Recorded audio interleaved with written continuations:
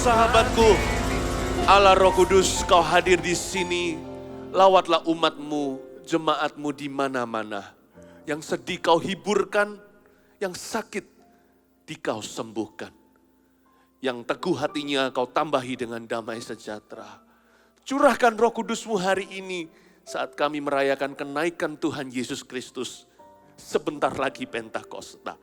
Kami percaya ya Tuhan Yesus, Tuhan tidak pernah meninggalkan kami dalam persoalan hidup sehari-hari dan pergumulan pribadi sebagai yatim piatu.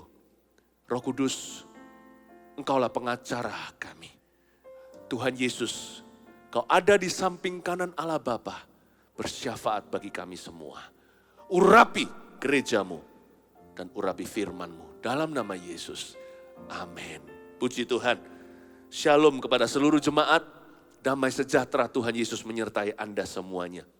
Selamat hari kenaikan Tuhan Yesus Kristus. 2000 tahun lalu Tuhan Yesus naik ke sorga dan berjanji akan datang kembali. Nah inilah harapan iman kita tentang kenaikan Tuhan. Mari kita sama-sama buka di Yohanes pasal 14 dengan judul Rumah Bapa. Sementara Anda di rumah-rumah, Bapa bersama dengan Anda. Ya, Rumah Bapa bicara tentang sorga. Kita akan baca pasal 14 ayat 1 sampai 6 saja, lalu saya bahas ayat per ayat. Ambil catatan, HP juga boleh ya, untuk Anda menulis rema-rema atau remah-remah yang berjatuhan dari sorga berupa firman dalam kehidupan Anda. Firman ini akan menjadi akselerasi dan firman ini akan menjadi jawaban, solusi dan terobosan. Percayalah terlebih dahulu sebelum kita mendengarkan bahwa apa yang kita akan segera terima, ini semuanya adalah firman Allah. Dan saya yakin asal yang diberitakan adalah Tuhan, bukan pikiran manusia, tapi apa yang tertulis dalam Alkitab. Itu bukan hanya berguna bagi kehidupanmu, tapi menjadi mujizat yang Anda nanti-nantikan. Pasti akan terjadi. Yohanes 14 ayat 1 sampai 6 saya baca keseluruhan dulu. Janganlah gelisah hatimu, percayalah kepada Allah, percayalah juga kepadaku. Di rumah Bapakku banyak tempat tinggal. Jika tidak demikian, tentu aku mengatakannya kepadamu. Sebab aku pergi ke situ untuk menyediakan tempat bagimu. Dan apabila aku telah pergi ke situ, dan telah menyediakan tempat bagimu, aku akan datang kembali. Dan membawa kamu ke tempatku, supaya di tempat di mana aku berada, kamu pun berada. Dan kemana aku pergi, kamu tahu jalan ke situ. Kata Thomas kepadanya, Tuhan, kami tidak tahu kemana engkau pergi, jadi bagaimana kami tahu jalan ke situ? Kata Yesus kepadanya, akulah jalan dan kebenaran dan hidup. Tidak ada seorang pun yang datang kepada Bapa kalau tidak melalui aku. Ayat 6, kita baca bersama-sama dengan suara keras dan lantang. Ya, Tuhan mendengarkan waktu kita membaca Alkitab ini. Mari kita baca bersama-sama, hitungan ketiga, 1, 2, 3.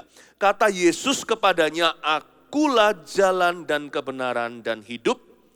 Tidak ada seorang pun yang datang kepada Bapa kalau tidak melalui aku. Katakan amin. Amin. Ayat 1, janganlah gelisah hatimu. Hari ini kita merayakan kenaikan Tuhan Yesus 2000 tahun yang lalu.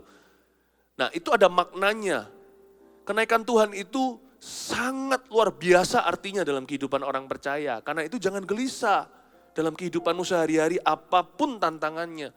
Apapun yang kita hadapi, yang sekarang sedang kita menghadapinya, atau yang nanti kemudian hari yang tidak menentu dan kita tidak tahu.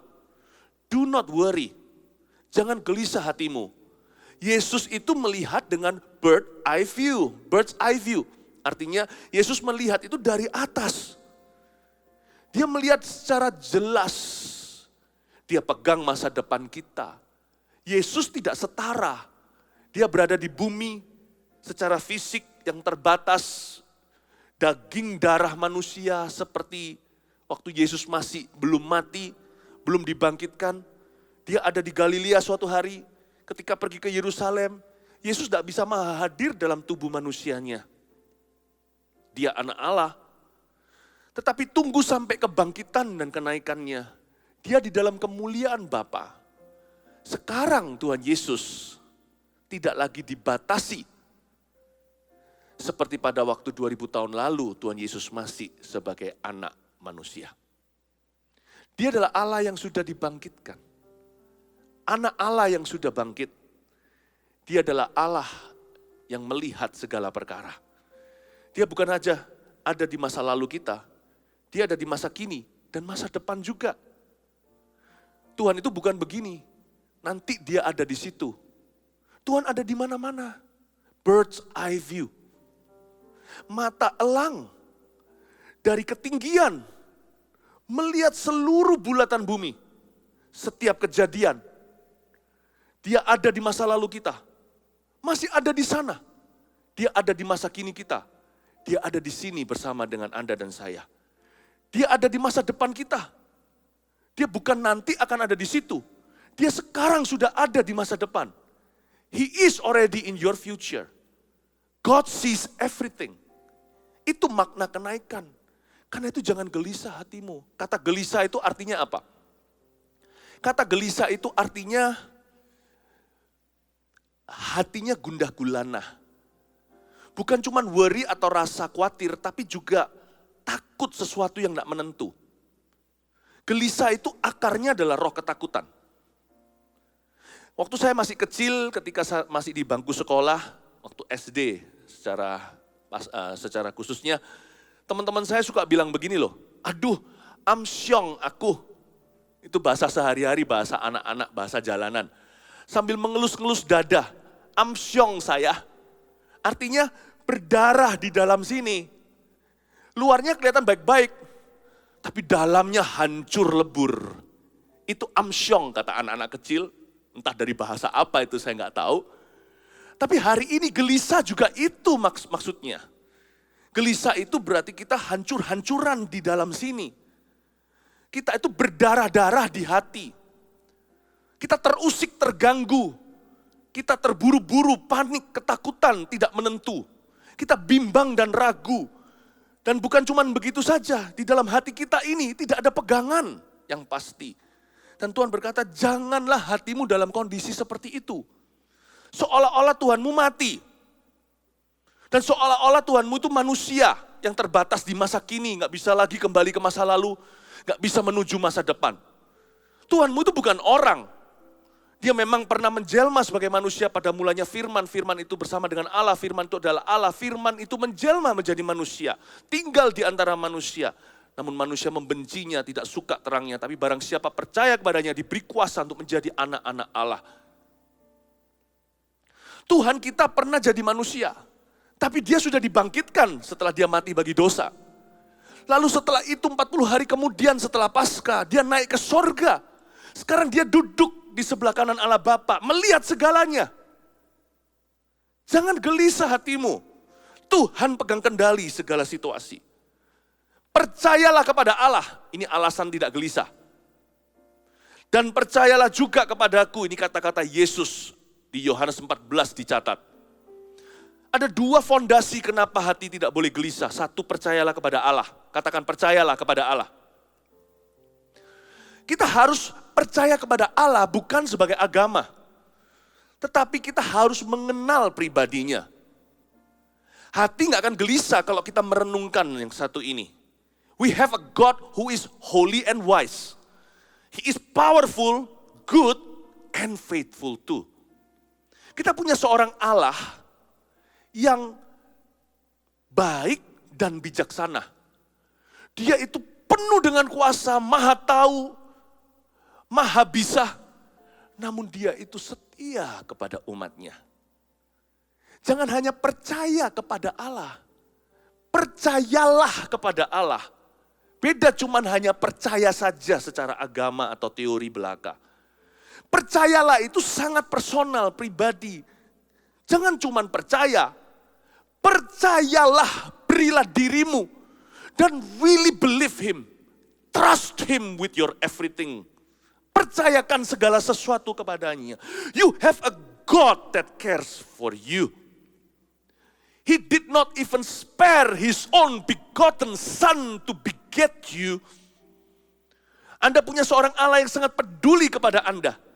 Dia tidak sayangkan bahkan putra mahkota anak tunggalnya dikorbankan untuk mendapatkan Anda.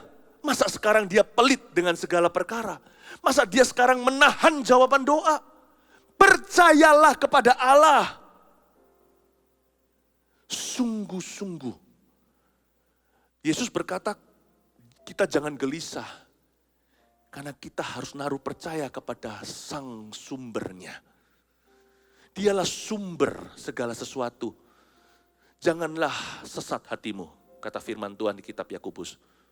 Jangan katakan Tuhan mencobaimu, sebab Tuhan tidak dicobai oleh apapun, siapapun, dan Tuhan tidak mencobai siapa-siapa. Karena tidak ada pertukaran bayangan di dalam dia, tidak ada kegelapan, tidak ada kejahatan. Tapi segala sesuatu yang baik dan sempurna datangnya dari atas, dari Bapamu di sorga. Kita punya seorang Allah yang baik.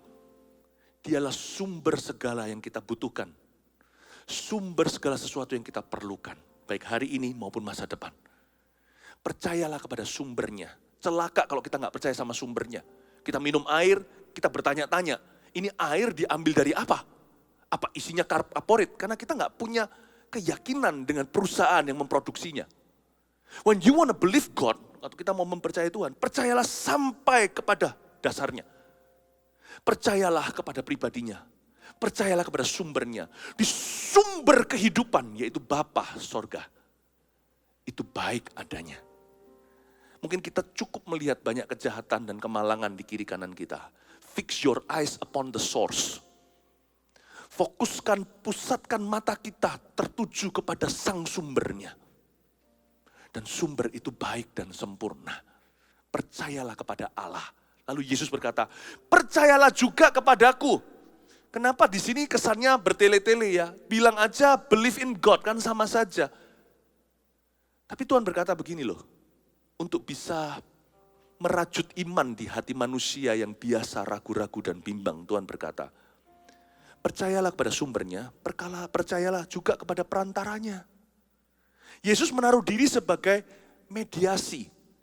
Dia mediator, perantara antara manusia dengan Allah. It's the cross. Salib itulah jembatan. Yesus ngomong begini, kamu jangan ragu sama sumbernya. Kamu juga jangan bimbang dengan perantaranya. Aku ini perantaranya. Makna kenaikan itu luar biasa loh. Di sorga sekarang ada seorang anak manusia yang berdiri untuk kita. Saya jadi ingat kata-kata Ayub ketika dia menderita sekali dan dia didera berbagai macam pencobaan. Teman-temannya enggak membantu, malah kawan-kawannya mendakwah, menuduh dia yang enggak lagi atas dosa yang dia tidak lakukan. Lalu Ayub dalam curhatnya berkata begini, biarlah ada seorang di sorga sana yang berdiri untuk aku, membela saya di sisi saya. Itulah Yesus. Itulah Yesus bagi kita. Berkali-kali Yesus menyebut dirinya sendiri sebagai anak manusia. Dia mengambil sisinya kita. Dia tidak mengatakan dirinya adalah anak Allah.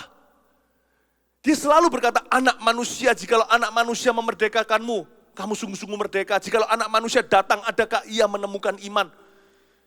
Why did he address himself as son of man, not son of God, even though he was and he is the son of God? Kenapa dia menyebut dirinya sebagai anak manusia? Bukan anak Allah, padahal dia adalah anak Allah yang tunggal. Dia ingin menunjukkan kepada kita bahwa dialah di sorga yang berdiri di sisi kita, membela kita senantiasa. Bukan membela kepada Bapa. Bapa mengasihi kita, dia menyerahkan anaknya yang tunggal supaya jangan kita binasa. Tidak ada kasih lebih besar daripada ini, kasih seseorang yang memberikan nyawa bagi saudara, bagi sahabatnya. Dia yang membela kita. Apa yang menjadi rancangan Allah tidak akan gagal karena ada Yesus dalam doa kita. Karena ada Yesus dalam iman kita. Karena perantaranya tidak cacat celah. Sekalipun Musa di hadirat Allah sekarang berbicara untuk kita, tidak terlalu berguna sebab Musa adalah manusia. Tapi Yesus tidak pernah berdosa. Doanya tidak akan pernah terhalang. Kata-kata yang keluar dari mulutnya pasti terjadi karena firman Allah. Dan Yesus sangat mengerti apa yang Anda gumuli. Karena dia pernah lapar. Dia pernah haus. Dia pernah tertolak. Dia pernah disiksa. Dia pernah dibunuh. He walked where we are walking. He stood where we are standing. He felt what we are feeling. Dia berjalan di mana kita sekarang sedang berjalan. Dia pernah berdiri di tempat di mana kita sedang berdiri dalam hidup di dunia ini. Dia merasakan apa yang sekarang kita rasakan. Sekalipun Yesus tidak pernah kena kanker, tapi Yesus mengerti orang-orang yang harus di kemoterapi. Jarum kemo yang menusuk tubuhmu itu tidak lebih tebal, tidak lebih karatan daripada jarum paku yang menembus tubuhnya. Yesus tahu apa itu rasa sakit. Yesus tahu apa itu ditolak. Percayalah bahwa perantaramu itu sangat peduli. Dan bukan cuma dia peduli, dia sangat mampu. Saya bersyukur di sorga ada yang maha kuasa dalam wujud manusia. Ketika dia bangkit, bahkan Thomas bisa mencucukkan tangan yang berlubang paku. Kita yang cacat kalau kita mati, lalu kita dibawa Tuhan ke sorga, kita akan dapat tubuh mulia. Yesus yang mulia jadi hina untuk kita ketika bangkit masih tetap memakai tubuh penyalipannya. Bayangin dia cacat, ada lubang paku demi kita.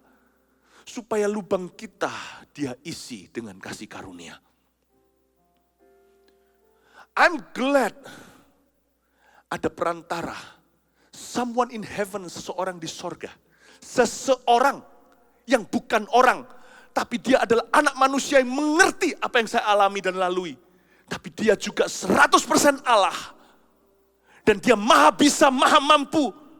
Tidak terhalang semua kata-katanya. Dan dia membela saya di sorga. Percayalah kepada Allah, kata Yesus. Percayalah juga kepadaku. Itu makna kenaikan.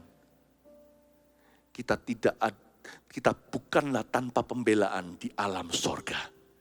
Ada seseorang di atas sana, pengacara kita yang tidak pernah mati dan tidak pernah salah. Yesus namanya. Ayat 2. Di rumah Bapakku banyak tempat tinggal. Jika tidak demikian tentu aku mengatakannya kepadamu. Sebab aku pergi ke situ untuk menyediakan tempat bagimu. Di ayat 2 dikatakan di rumah Bapakku banyak tempat tinggal. Sorga itu baru namanya rumah. Hidup sekarang ini sementara. Dan juga bahkan badan tubuh kita ini yang disebut bait suci. Hanyalah tenda sementara. Saya jadi ingat surat Petrus berkata begini. Selama kita masih hidup dalam tenda ini. Maksudnya tubuh, jasmani. Takut dan gentarlah akan Tuhan. Karena kita ini hanya menumpang sementara di bumi atau di dunia ini. Bapak, Ibu, Saudara, semua yang di dunia ini semuanya sementara. Kemuliaan maupun kesengsaraan. Di rumah Bapakku ada banyak tempat tinggal. Di sorga baru namanya rumah. Di bumi ini segala sesuatu hanyalah tenda. Berarti hidup kita, kalau diizinkan Tuhan hidup lama, 7, 80, 90 tahun bahkan. Tidak ada bandingannya dengan hidup kekal selama-lamanya. Hidup di bumi ini sebentar saja. Pastikan maksimalkan. Pastikan kita kelola seolah-olah satu hidup itu sebuah talenta. Jangan disembunyikan di bawah tanah. Setiap hari hiduplah seolah-olah hari terakhir. Tapi setiap hari kelolalah setiap talenta seolah-olah selama-lamanya Anda hidup di bumi ini. Kita harus memaksimalkan kehidupan setiap hari. Ya. Tapi ingatlah bahwa hidup kita di bumi sementara ini nothing compares to eternity. Di sana ada rumah, kata Alkitab. Di sorga itu ada rumah beneran, dalam bahasa Inggrisnya, in my father's house are many mansions. Di rumah Bapakku, kalau di bahasa Indonesianya banyak tempat tinggal. Bahasa Inggrisnya di rumah Bapakku ada banyak istana, many mansions atau rumah megah. Jadi ternyata di sorga itu memang ada rumah-rumah. Saya percaya masing-masing tempat atau rumah tempat tinggal yang Tuhan sediakan buat umatnya itu pasti distinct. Tidak mungkin pukul rata. Masing-masing didekorasi dengan indah, ciptaan baru. Kalau di dunia ini semua ada arsitek atau ada insinyurnya, dibangun oleh tangan orang. Sorga disebut sebagai bumi yang baru, langit yang baru yang dibangun oleh tangan Tuhan. Kalau manusia aja bisa begitu kreatif membangun tempat tinggalnya, tempat yang dihuni sementara, 10 tahun lagi akan mulai kelihatan sipnya atau mulai harus dicat ulang. Mulai kelihatan retak sana sini, perabotnya mulai usang. Itu aja didekor setengah mati, didekorasi dengan sungguh-sungguh, bayar mahal lagi untuk jadi mewah kreatif semampu keluarga itu. Kalau dibangun dengan tangan orang aja demikian rinci, apalagi dengan tangan Allah. Jadi di sorga itu ada dunia fisik, namun tidak sama dengan jasmani manusia. Rumah di sana bukan dari batu bata. Apakah benar tanahnya itu lantainya dari emas, saya nggak tahu. Tentu Tuhan jauh lebih kreatif dari itu. Kalau emas semua kan jelek, kan dingin rasanya. Udahlah, nggak usah mendahului firman. Pokoknya Alkitab berkata, Yesus ngomong begini, di rumah Bapakku ada banyak tempat tinggal. Tempat tinggal itu beneran. Itu adalah wujud yang nyata. Jadi kita di sorga itu juga tidak gentayangan.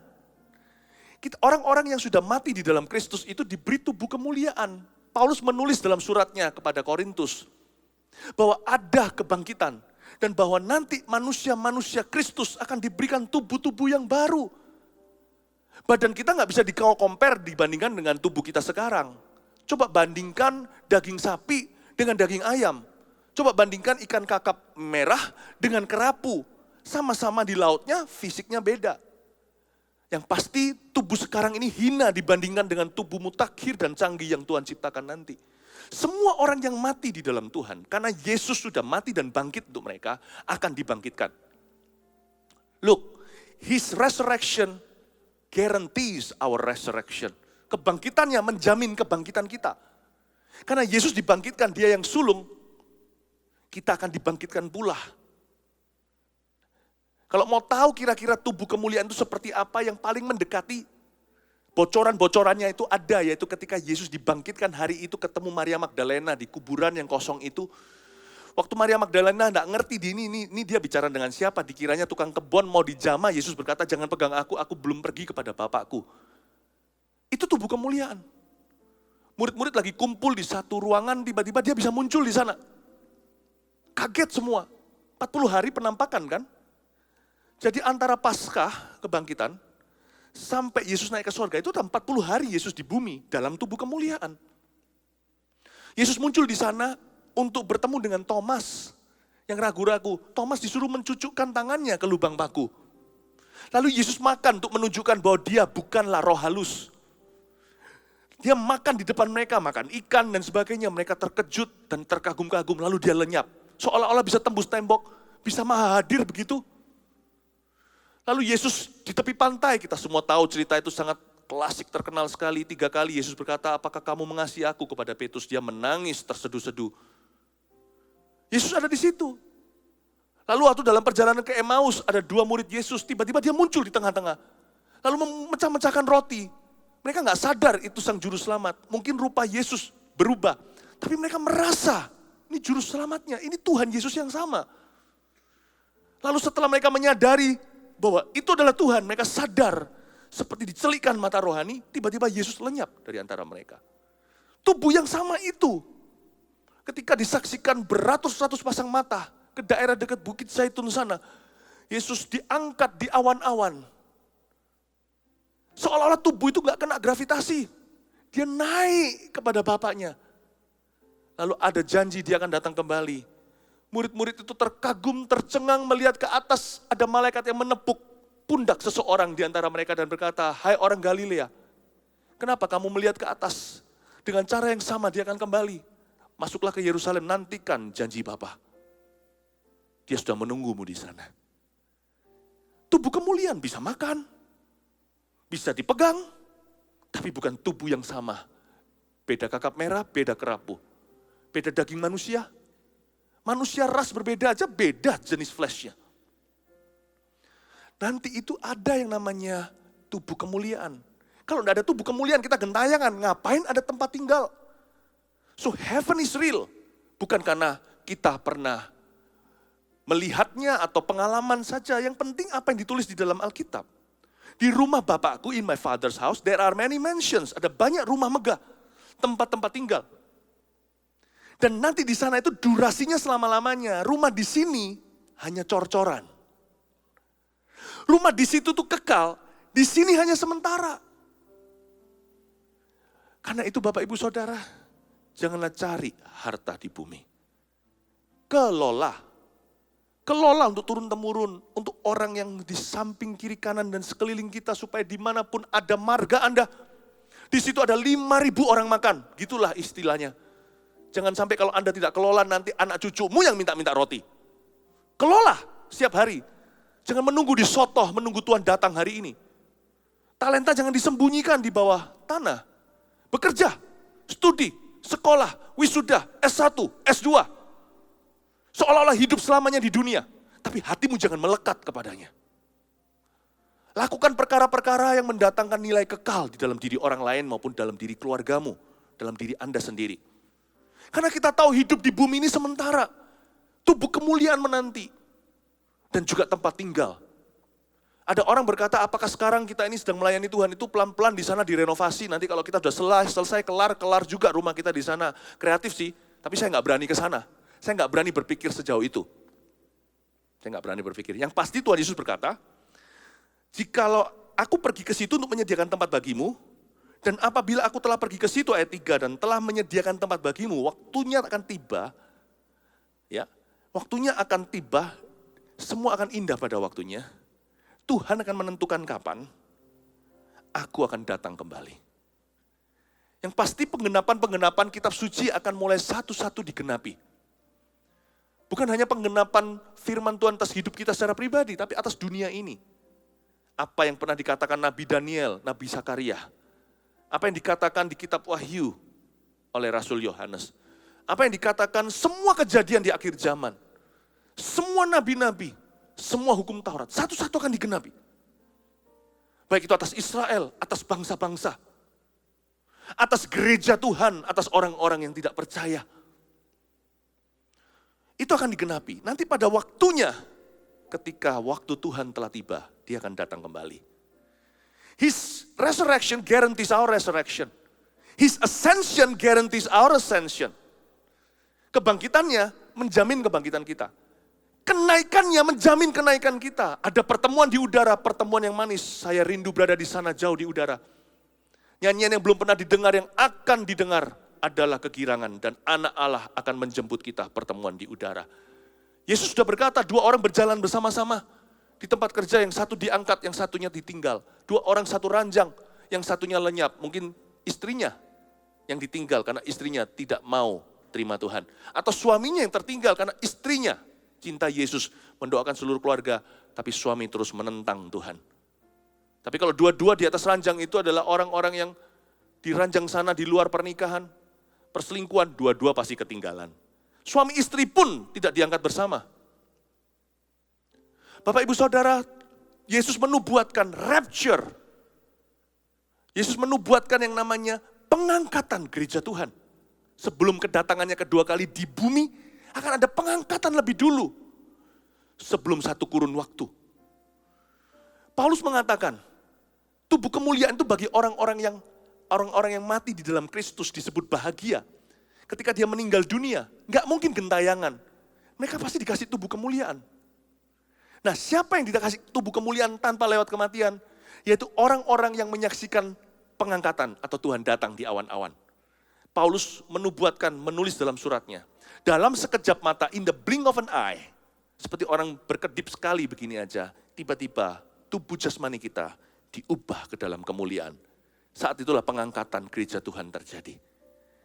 Kenaikan Tuhan menjamin kenaikan kita. Kalau kita masih dalam tubuh yang sakit-sakitan ini atau tubuh yang gak sempurna ini, tubuh ini takluk tunduk sama hukum gravitasi. Yesus diangkat itu dalam kemuliaan. In the blink of an eye, waktu sangkakala berbunyi, kata Paulus dalam suratnya. Mereka yang masih hidup saat itu, waktu sangkakala dibunyikan, ditiup dari sorga, Tuhan menjemput gerejanya. Mereka akan diubah ke dalam kemuliaan. Inilah harapan orang percaya. Saya bicara begini bukan supaya kita berangan-angan, tapi supaya harapan kita itu di tempat yang maha tinggi. Kalau nggak gitu kita akan gelisah dan depresi. Sebenarnya murid-murid ini gelisah gimana sih? Saya kasih sedikit background, itu tadi saya lupa untuk singgung. Sebelum ini terjadi, Yesus ada peringatkan mereka, sebentar lagi aku akan mati di tangan orang-orang berdosa. Mereka down langsung. Mereka down. Karena mereka punya harapan sekuler atas Yesus. Mereka kepingin Yesus memulihkan ekonomi Israel, bahkan kerajaan seperti zamannya Raja Daud. Mereka ingin supaya Yesus kalahkan Italia, penjajahan Roma. Jadi mereka ada semi kecewa. Loh, kok Tuhan Yesus mati di kayu salib? Kok kalah? Mereka mikir untuk dirinya lah, kalau Tuhan Yesus ini mati, mereka sudah pilih Yesus loh. 3,5 tahun bersama-sama. Mereka kembali jadi nelayan, udah ketinggalan banyak. Pikiran mereka adalah karir. Pikiran mereka adalah karir mereka di bumi. Kehidupan duniawi. Tadi gelisah. Gelisah. Their spirit were in a hurry and were in confusion. Roh mereka di dalam mode tergesa-gesa dan kebingungan. Mereka tidak tahu bagaimana Tuhan bilang, calm down, oh storm. Tenanglah. Tenanglah, hai badai taufan yang ada di dalam hati mereka dan dalam jiwa. Jangan gelisah. Harapan kita harus di tempat yang maha tinggi. Kita harus tahu dulu. Buat apa kita bicara tentang iman kalau kita tidak bisa melihat kekekalan? Orang Kristen anak Tuhan harus punya iman sampai kekekalan. Kalau mau punya iman itu harus sampai dasar. Dong. Sampai ujung bawah. Sumbernya harus kena. Iman itu harus kena ke sumbernya. Percayalah kepada Allah.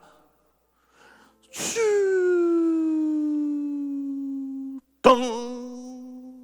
Sampai ke dasarnya. Kalau imanmu tidak sampai ke dasar itu bukan iman. Dan imanmu tuh harus sampai ke langit, tembus langit di atas sana. Sampai kepada kekekalan.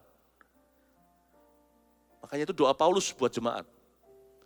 Supaya roh wahyu dan hikmat memenuhimu. Supaya engkau mengenal betapa dalamnya, betapa lebarnya, betapa tingginya kasih Allah bagimu. Harapan kita harus di tempat yang maha tinggi. Kalau tidak gitu kita tidak akan kuat melawan badai di hati. Dan badai kehidupan ini. Ya, di rumah Bapakku ada banyak tempat tinggal. Sebab aku pergi ke situ ayat 2 untuk menyediakan tempat bagimu. Yesus loh, pergi itu bukan jalan-jalan.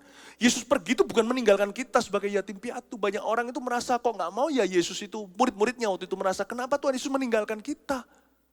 Yesus pergi itu untuk memulai His heavenly mission. His heavenly ministry.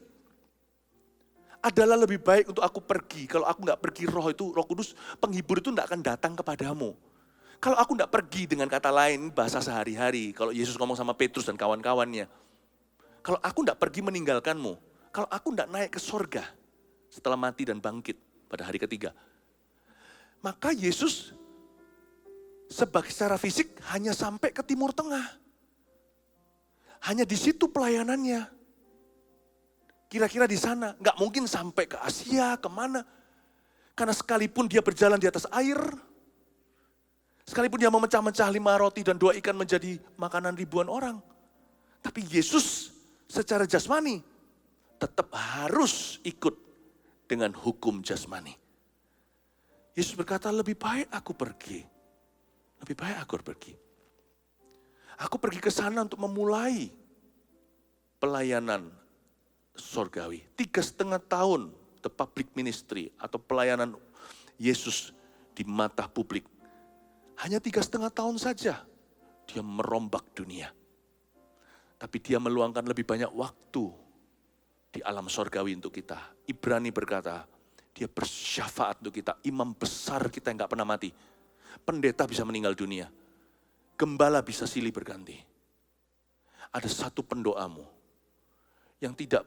ada satu pembelamu, ada satu pengacaramu dan pengacaraku yang sekarang senantiasa hidup selamanya, imam besar kita di sorga.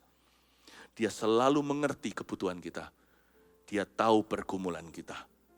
Dia berkata, aku pergi ke situ aku pergi bukan meninggalkanmu. Sementara dia pergi meninggalkan murid-muridnya, dia meninggalkan 10 hari kemudian pencurahan. Dia meninggalkan kemahatauannya, kemahakuasaannya, dan bukan cuman dibatasi fisik di daerah Timur Tengah, dan kemahahadirannya. Saya ulang, dia meninggalkan kemahahadirannya, kemahatauannya, dan kemahakuasaannya di dalam Roh Kudus. Dia pergi ke sorga untuk membela kita, dan dia meninggalkan kemahabahaannya tadi di dalam Roh Kudus bersama dengan gerejanya. Dia berkata, aku pergi ke situ untuk menyediakan tempat bagimu. Dan 10 hari kemudian Pentakosta, Tuhan curahkan rohnya. Dan Roh Kudus adalah Allah. Dia maha tahu. Lihat Anania Safira, Petrus nggak tahu. Sembunyi-sembunyi itu suami istri, ternyata ada konspirasi. Mereka berdua langsung dapat hukuman di tempat. Itu Roh Kudus, dia tahu segalanya. Kemahadirannya, lihat Filipus. Filipus disuruh langsung pergi untuk bertemu dengan Sida-Sida di Ethiopia. Padahal dia di Samaria, di utara, di atas sana, tengah-tengah. Disuruh pergi ke Gaza, di jalan lurus itu di daerah selatan. Kok bisa tahu di situ ada Sida-Sida lagi baca Yesaya? Setelah membaptisnya, tiba-tiba Roh Kudus bawa dia, langsung dia lenyap, hilang. Dibawa ke sebuah tempat yang lain untuk menginjili. Roh Kudus itu maha hadir. Dan dia maha kuasa. Lihat orang dibangkitkan. Dorcas dibangkitkan ketika Roh Kudus datang. Dan dia menyembuhkan orang yang lumpuh di gerbang indah. Ketika Petrus berkata, emas perak tidak kupunya. Apa yang kupunya kuberikan padamu, dalam nama Yesus berjalanlah. Itu setelah lidah api itu hinggap ke kepala si Kefas. Bapak ibu saudara, Yesus tidak meninggalkan kita yatim piatu. Dia meninggalkan kita dengan kemahatauan, dengan kemahadiran, kemahakuasaan di dalam pribadi Roh Kudus yang dicurahkan. Roh Kudus itu yang membantu kita, menolong kita, menuntun kita ke dalam segala kebenaran, menginsafkan dunia akan dosa, kebenaran, dan penghakiman. Roh Kudus itu yang akan memuliakan aku, kata Yesus. Dia akan bicara tentang dirinya. Dia akan menyampaikan kepadamu apa yang dia terima dari aku. Sebagaimana aku menerima dari Bapa. Roh Kudus akan mengingatkanmu segala sesuatu yang pernah aku ajarkan kepadamu. Dia akan menuntunmu dalam segala kebenaran. Ada buah-buah roh, ada karunia-karunia. Kita nggak maha tahu, Roh Kudus yang maha tahu. Dialah roh Allah, dialah Allah. Kita nggak maha kuasa, dia yang berkuasa, dia yang maha kuasa. Kita nggak maha hadir, dia maha hadir. Dan dia hidup di dalam diri kita untuk mengajari kita hidup bagi Yesus setiap hari. Dan hidup dalam kemenangan. Dan Roh Kudus yang sama sekarang melalui khotbah saya mengingatkan Anda. Bahwa harapan orang percaya harus di tempat yang maha tinggi.